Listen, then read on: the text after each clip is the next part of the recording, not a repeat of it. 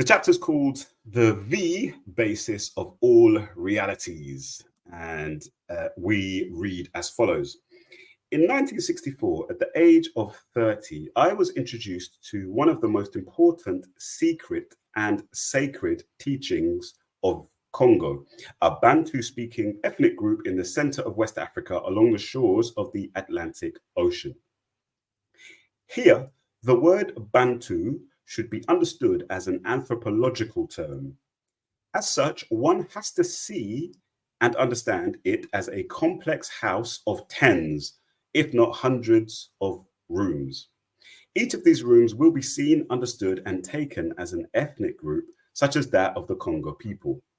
So the Bantu term is a massive, covers a massive group of African people, is what he's saying there. The Bakongo are just one of many. These teachings of the Congo were offered at the Lemba Institute in Manianga, the Lower Congo, where I was born. This institute was one of the 5 main institutes that existed in the ancient Congo kingdom prior to the colonial era.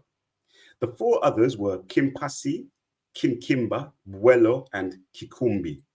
The last, Kikumbi Institute, was specialized to focus on womanhood and all its related issues. All teachings in these institutes were Bantu people teachings, i.e., related to the complexity of the quote-unquote Bantu house, as they were disseminated within the Congo room.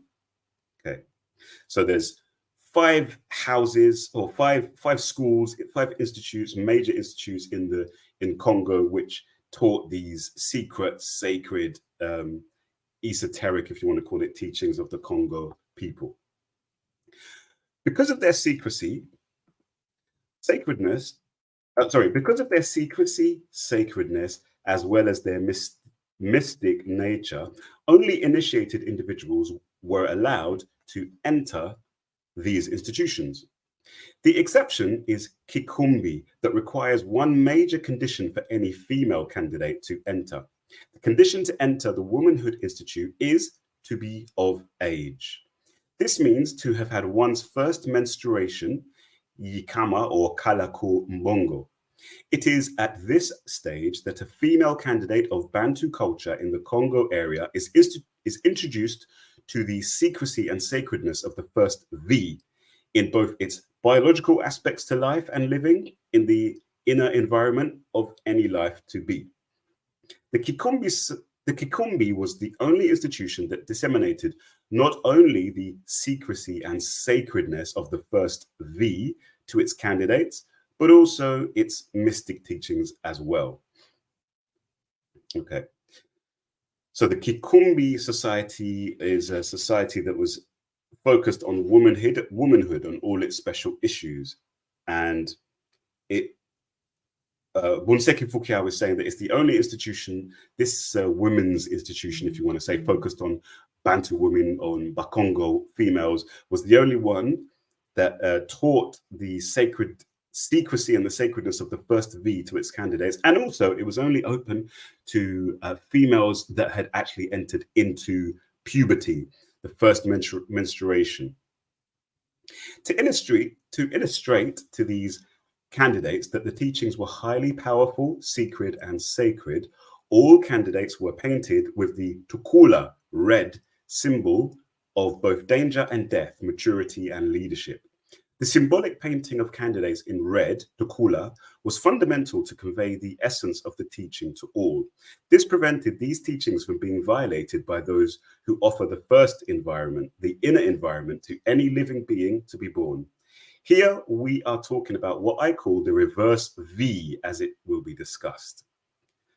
Because of their closed door policy to the non-initiated, or Biyinga, colonial powers decreed these institutions as dangerous to the survival of colonization. Okay, let me read that again. Because of their closed door policy to the non-initiated, colonial powers decreed these institutions as dangerous to the survival of colonization. There we go. And they were right. These colonialists were not stupid. They understood that if there's anything going on secret, it's kind of like our brothers and sisters in the Americas, and how in some of those places where when they stole our people took them over to the Caribbean, North and South America, they banned the languages, first of all, because obviously if these people are speaking in Kikongo and, Shona and whatever it might be, Igbo, Hausa, and so on, the English won't be able to understand what the hell they're talking about. So, of course, you've got to ban them from talking in these African languages. And also, in some of the places, I think in some of the Anglo places, they would ban them from, the drum was banned because they recognized that our ancestors, and I say our ancestors, even though my immediate ancestors probably weren't involved, but we are all one people. We're all Black. We're all one African people. So they are our ancestors. What happens to one of us happens to all of us. But they understood that our ancestors would communicate through drumming, and the drumming had power in it. So they, of course, banned it. They didn't understand the rhythms. They didn't understand the messages. So you have to ban it. So they banned these institutions. The Belgians banned these institutions that Bunseki Fu-Kiau is speaking of. Consequently, these institutions were destroyed without taking into consideration their social, cultural, educational, spiritual, or moral values. Many of their unyielding leading masters, Ngudia Nganga, were executed or jailed for life. And you can imagine they were labeled as being witches and, devil worshippers and all these sorts of things. You can imagine. And sadly, a lot of Congo people who started to get indoctrinated and brainwashed into the colonial mentality probably shared that understanding, probably do to this day as well. The remaining masters took these institutions underground for hundreds of years for fear of reprisal from both the colonial and religious powers. It is at the feet of some of these underground masters that I learned not only about the V, which is the basis of all realities, and I'm looking forward to hearing a bit more about what that is. Turn the page there, sorry.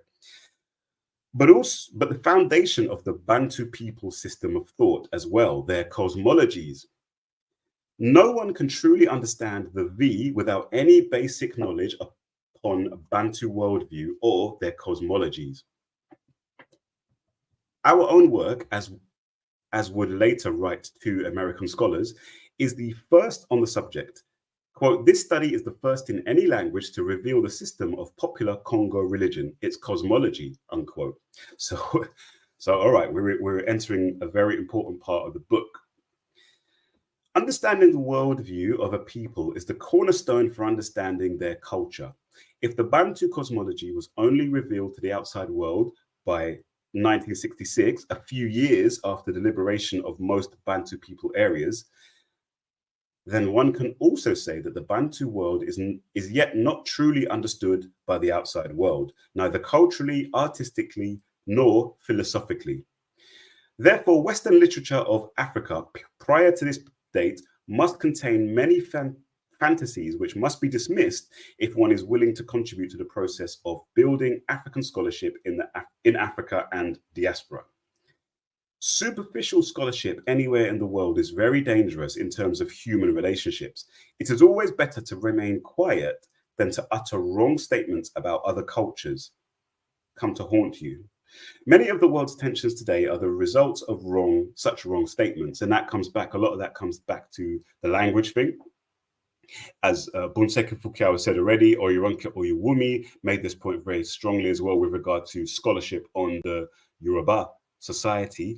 A lot of it is done not even in the language. It's not written in the language of the people that they're trying to study. Not only that, a lot of these people can't even understand the language of the people that they're claiming to study and reveal.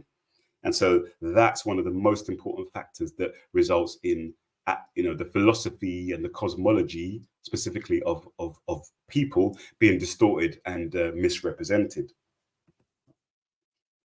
Page 130. It is not easy for outsiders to access the cultural core of a given people unless one is guided by a local native master. This is the case of the V here. This Congo V was never taught or written about because it is an integral part of the Congo cosmology, a worldview that was never revealed before 1966 by local masters.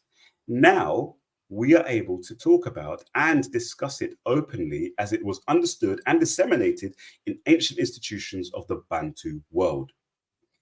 The V, what is it? One may promptly ask. So that's a key question. What is he talking about? What is this V he speaks of? Shout out to everyone who's in the convo, in the shout out to everyone who's watching us live. Do make sure, please, you like the video as well to help with pushing it out to the YouTube algorithm. We're on page 130 still. Sorry, page 130. What is the V? That second paragraph there. Because this subject is exciting and vital to life, I have lectured on this subject many times since I have been living in the States, both privately and publicly, in colleges, universities, museums, cultural centers, and in jails as well.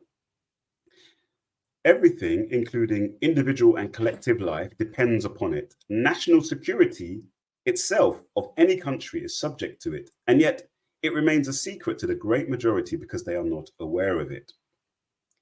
The V is one of the most important keys in understanding life on the planet Earth and in the cosmic bodies or planets as well, if life exists there too. It is in some way life itself as we try to know it. Everything is a V because the beginning